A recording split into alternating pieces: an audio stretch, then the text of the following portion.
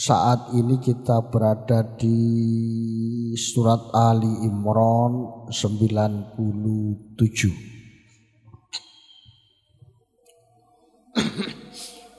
A'udzu billahi minasy syaithanir rajim. Bismillahirrahmanirrahim.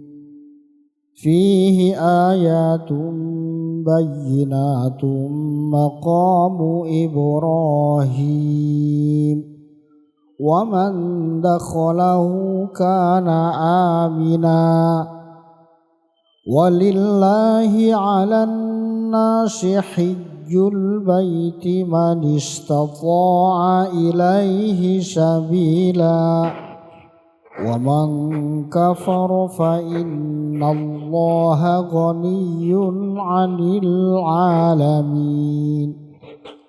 Qul ya ahlal kitabi lima takfuruna bi ayatillah wallahu syahidun 'ala ma ta'malun.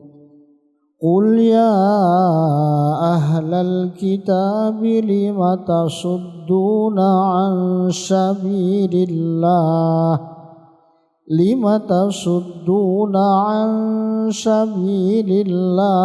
man amana tabghunaha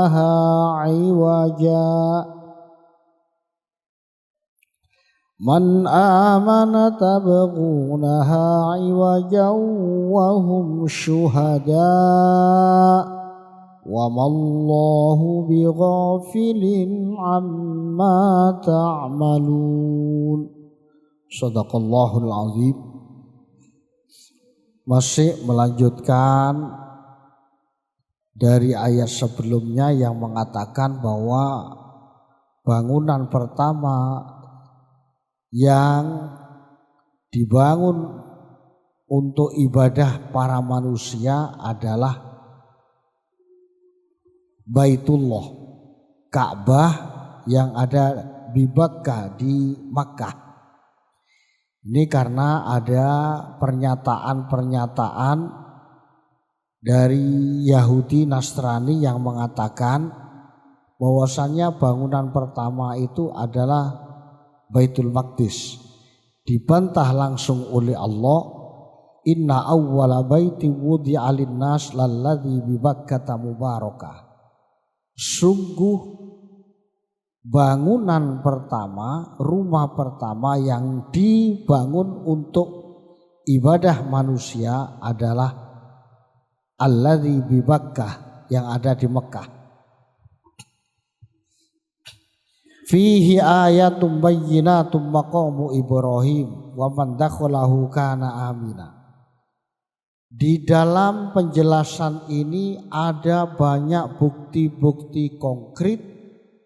Salah satunya ada maqam Ibrahim.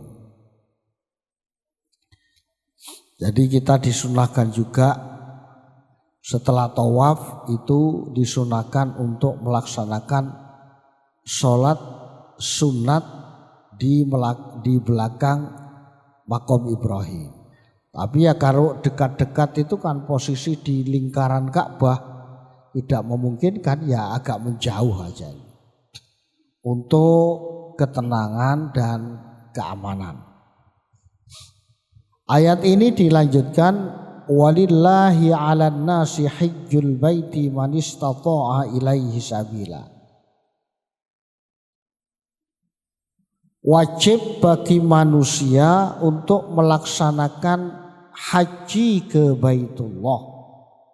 Bagi siapa? Man istata'a ilaihi sabila. Bagi orang yang mampu. Di dalam kitab-kitab fikih disebutkan mampu itu mampu apa? Paling tidak istita'ah itu ada 3. Istita'ah badaniyah, istita'ah maliyah, istita'ah amaniyah. Jadi orang itu wajib melaksanakan ibadah haji kalau sudah memiliki kemampuan. istitoah badaniyah, kemampuan fisik, awake sehat. Kalau ndak sehat ndak wajib. Karena apa? Ibadah haji itu merupakan ibadah yang betul-betul membutuhkan kemampuan fisik. Tawaf butuh kemampuan fisik, sa'i dan sebagainya. Kemudian jumroh, itu butuh perjalanan semua, berdesak-desakan dan sebagainya. Karena itu istitoah badaniyah.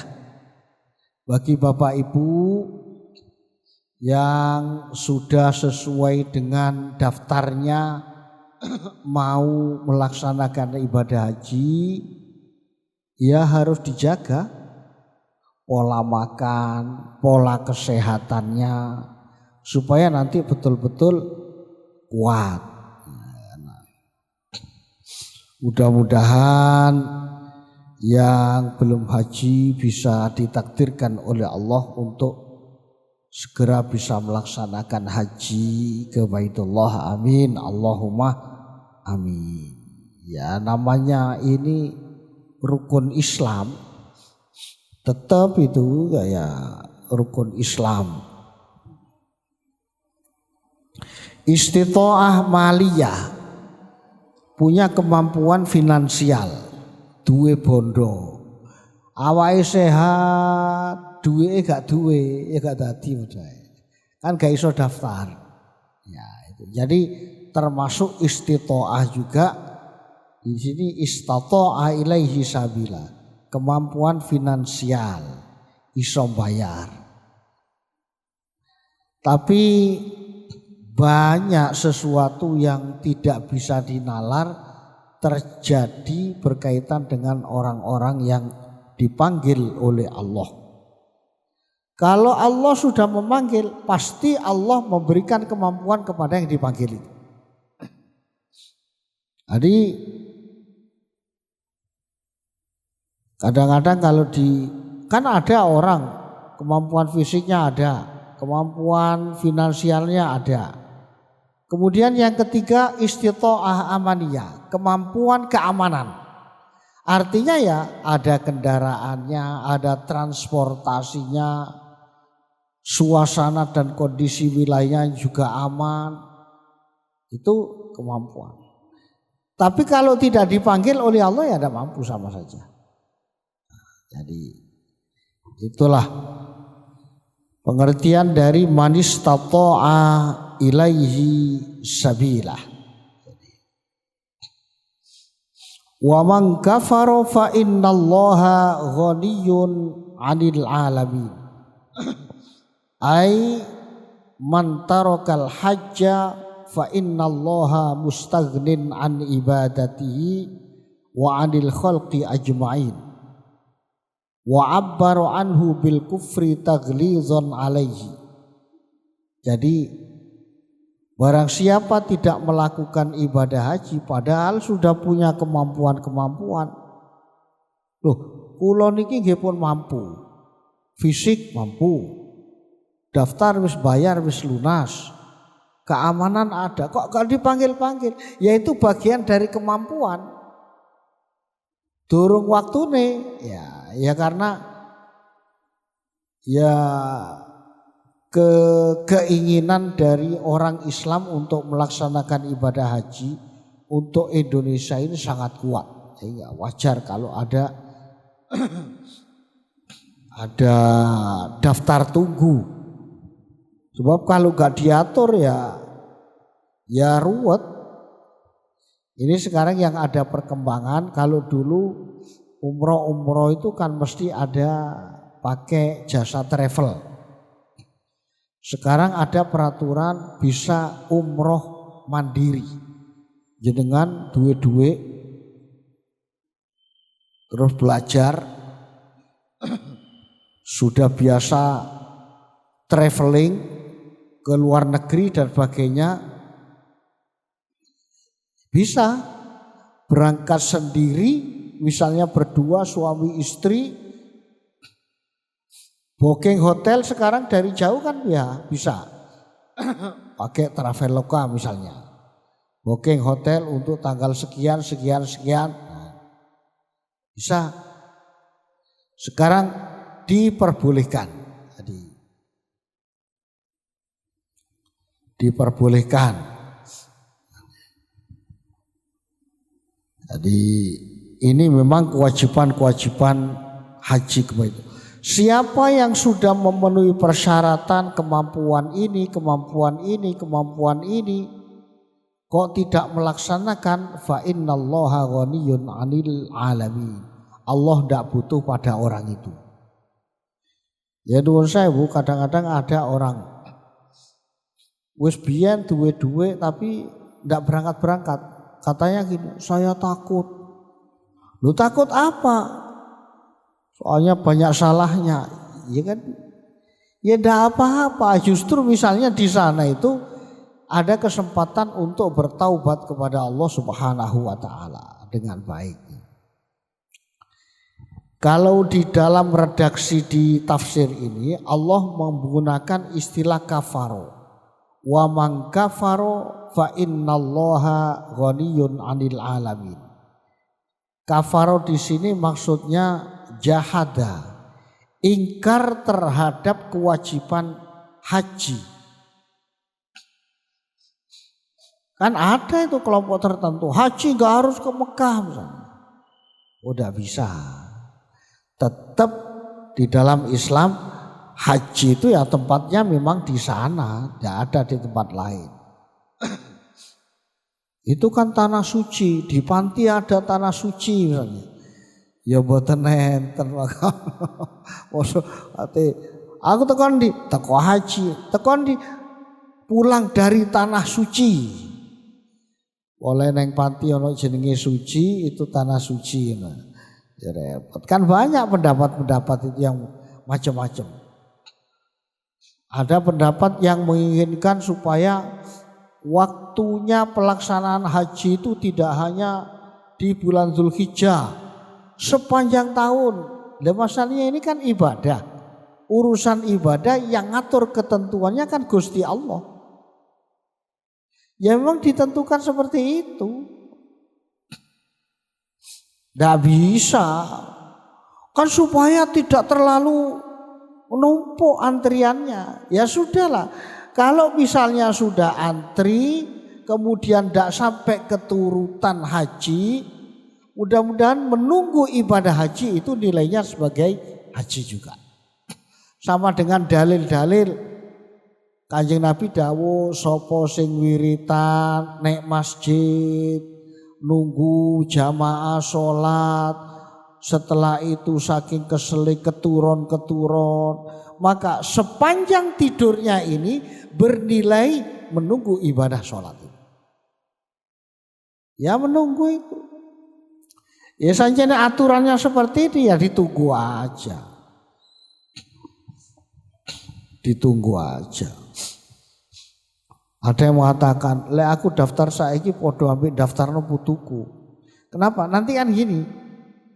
Wis gano umur ya aku kok. Bareng ngono iko iso ngalih nang putune. Ya tapi umur itu kan ndak sama, ndak sama. Umur itu bisa jadi cucunya yang mati dulu, yang sini ndak mati-mati kan bisa. Umur itu ya kita ndak tahu. Qul ya ahlal kitab lima takfuruna bi ayatillah.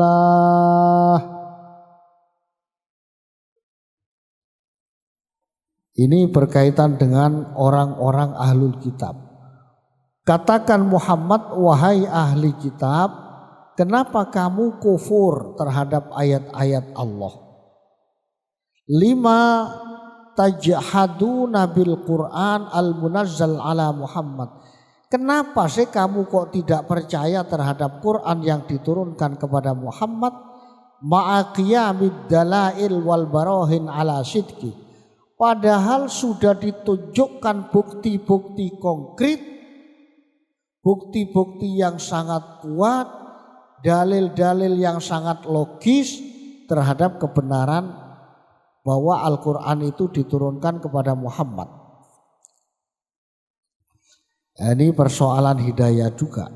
Wallahu syahidun ala ma ta'malun. Allah sungguh telah menyaksikan apa yang kalian perbuat. Muttali'un ala jami'i a'malikum fayujazikum 'alaiha. Allah tahu dan Allah pasti akan membalas perbuatan-perbuatan yang kamu lakukan.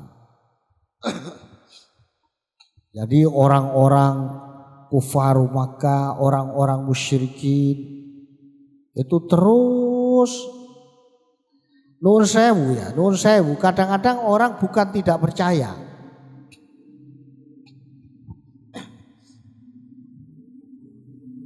Akal ini kan bisa nakal. Akal itu bisa nakal, Pak. Misalnya saya sudah terlanjur dikasih posisi oleh Allah, punya umat. Kemudian saya ditunjukkan satu kebenaran dengan bukti-bukti yang nyata. Sebenarnya hati saya itu tahu, tak jane wong iki sing ngajaki bener. Tapi kalau saya ikut dia, gengsi. Nah ini biasanya itu gengsi. Dengan gengsi itu akhirnya dia tidak mengakui kebenaran. Jadi ini sudah repot. Jadi itulah sehingga yang membuatkan orang ingkar terhadap kebenaran-kebenaran. Karena apa? Akal ini bertugas untuk mencari alasan-alasan. Oh ini begini. Wah akal. Apalagi kalau akal sudah ditopang oleh nafsu. Tambah. Hati yang mempunyai sinar terang ini semakin lama semakin redup. Nah, karena itu kita semua itu ibadah dalam rangka untuk memancarkan sinar hati lebih kuat. Sehingga pada saat kita mau melakukan pelanggaran, penyelewengan yang negor kita itu ada. Makanya di dalam Al-Quran itu innas sholata tanha anil faksha wal mungkar. Sesungguhnya sholat yang betul-betul benar sholatnya ini kan akan menguatkan sinar hati, cahaya hati semakin kuat.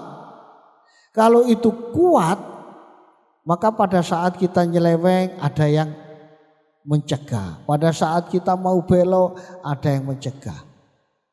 Tapi kalau yang diperkuat itu cuman logika-logika akal saja, ditambah nafsunya juga mendukung, hati ditutup-tutupi terus, ya yang menang akalnya. Nakalnya semakin nakal. Makanya saya sering mengatakan ono wong pinter tapi akhlak elek niku ruwetnya bukan main. Adi ono maling pinter itu cekel-cekelane angel. Tapi lek ono maling bodoh gampang. Nyolong PT cekel selesai, depro polisi rono selesai. Tapi kalau maling wong pinter ini pada ini begini, ini kok begini, laporan begini, wah ruwet sekali. Nah itulah.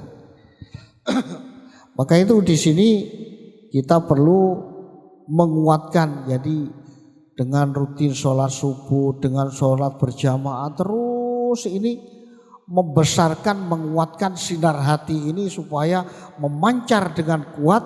Itu yang akan tanha anil faksha wal mungkar, yang membentengi kita dari perbuatan keji dan mungkar. Qul ya ahlal kitab lima tasudduna an sabilillahi man amana tabghunaha iwaja. Orang-orang kafir itu bukan hanya tidak percaya dan ingkar, Masalahnya mereka juga menghalang-halangi orang untuk mengikuti kebenaran. Nah, ini yang katakan Muhammad, wahai ahli kitab, kenapa kamu kok menghalang-halangi orang menuju jalan Allah yang mustaqim, yang jejak lurus. Yang namanya orang jelek itu kan juga mereka ngatur strategi, Pak. Ngatur itu. Jadi menghalang-halangi orang untuk mengikuti ajaran yang benar supaya belok. Oh, zaman sekarang itu begitu. Jangan kalau lihat yang itu kan di YouTube, di medsos macam-macam. Orang membelokkan, orang yang maunya lurus itu digoda begini, dibuat nalar begini, logika begini. Oh, macam-macam. Jadi ini yang kita harus waspada, karena itu memohon hidayah kepada Allah dengan ditopang berbagai macam ibadah yang benar itu sangat penting. Jadi karena kalau enggak ya kita sendiri yang rugi. Jadi di sini kata-kata iwaja, jadi tabahunaha iwaja ay tatlubuna an takuna tariqul mustaqima muawwajatan wa dzalika bi taghyiri sifatir rasul wat talbis 'alan nas. Jadi orang-orang kafir waktu itu selalu bagaimana jalan yang lurus ini dibelokkan. Ya kalau zaman sekarang macam-macam caranya itu. Ada yang mengubah tulisan para ulama di buku. Ada yang mentahrif, merubah karya-karya ulama. Karya ulama yang sudah ditulis dengan dalih. Nah, ini melalui lembaga-lembaga dirosah wa tahqiq, penelitian kembali, pengungkapan kembali, tapi ada penyelewengan macam-macam. Karena itu kita harus hati-hati. Jangan hanya mencari ilmu tanpa guru, bahaya. Loh, tapi di medsos kan banyak ilmu-ilmu. Lek tepak, lek gak tepak. Oh, mereka pinter itu membuat alur, mengalihkan macam-macam. Saya itu hampir setiap Ramadan Ustadznya ada tak muncul video di medsos itu. Orang kalau hamil sudahlah nggak usah puasa sama sekali, nggak apa-apa. Dalil tekon jadi macam-macam di medsos itu. Lah itu juga merupakan bentuk. Oh, zaman saat ini kan apa istilahnya di framing ya. Ada orang benar, kuat. Itu bagaimana seluruh berita, perusahaan berita dibikin, dibayar untuk menyesatkan orang ini. Bisa. Kalau sudah menjadi berita, menjadi sangat kuat, terus setelah itu biasanya minta maaf. Ya wis terlanjur menyebar kok. Jadi repot. Lah itu tabahunaha iwaja, menjadikan jalan yang lurus ini dibelokkan. Iwaj itu belok-belok. Nah, itu yang dilakukan oleh orang-orang kafir. Tentu sekarang ya orang-orang Yahudi Nasrani itu terus melakukan itu. Nah, karena itu kita harus tetap memperkuat ibadah kepada Allah, memohon kepada Allah. Termasuk putra-putri kita. Kalau tidak dikuatkan ibadahnya, gampang dibelokkan oleh orang. Tapi kalau ibadahnya kenceng, kuat, insya Allah. Ibadah pun sekarang dibelokkan oleh orang. Jadi ibadah pun itu dibolokkan. Jadi ini kita harus hati-hati terus memohon petunjuk dari Allah Subhanahu wa taala. Baik, mudah-mudahan Allah terus memberikan petunjuk kepada kita, kepada keluarga kita. Mudah-mudahan kita diberi hidayah oleh Allah sehingga kita diselamatkan oleh Allah di dunia sampai di akhirat nanti. Amin amin ya rabbal alamin. Bismillahirrahmanirrahim. Alhamdulillahirabbil alamin. Allahumma shalli wa sallim ala sayyidina Muhammadin wa ala alihi wa sahbihi ajma'in. Allahumma hdina siratal mustaqim, siratal anbiya wal mursalin.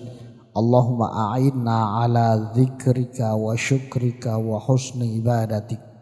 Allahumma ya ghaniyu ya hamid ya mubdi'u ya mu'id ya rahim ya dud. Aghnina bihalalika an haramik wa bi ta'atika an ma'siyatik wa bifadlika amman siwak. Rabbana atina fid dunya hasanah wa fil akhirati hasanah wa qina adzabannar wa adkhilnal jannata ma'al abrar ya aziz ya ghaffar ya rabbal alamin. Wa sallallahu ala sayyidina Muhammad walhamdulillahi rabbil alamin. Al-Fatihah.